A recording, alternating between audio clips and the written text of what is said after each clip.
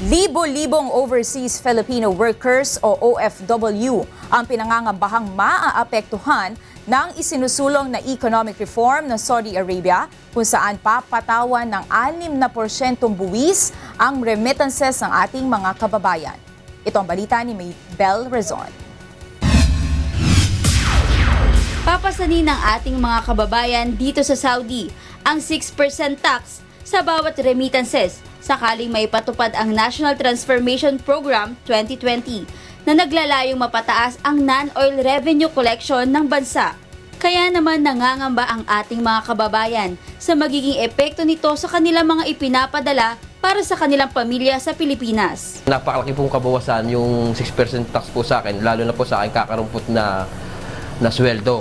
At sa hindi pa po updated ang aming sweldo monthly, kaya sa pagpapadala ko po sa Pilipinas, napalaki pong kabawasan po sa akin yun. Pinapadala ko pong pang-allowance ng magulang ko sa Pinas. Sakto-sakto nga lang. Tapos ngayon, lalagyan nila ng 6% na tax. Mahirap po yun. Sana yung 6% na ipapataw ay depende rin sa income ng empleyado na nagtatrabaho sa Kingdom. Maliban sa remittance tax, nakasaad rin sa panukala ang paglimita sa halagang maipapadala ng isang OFW na kakalkulahin ayon sa kanilang sweldo. Kasabay ng panukala ay nagbabala ang gobyerno ng Saudi Arabia na hindi nila palalagpasin ang sinumang magpapasa ng mga peking dokumento at tiyak na mahaharap sa kaukulang parusa. Mula dito sa Saudi Arabia, Maybel Rezon, UNTV News Worldwide.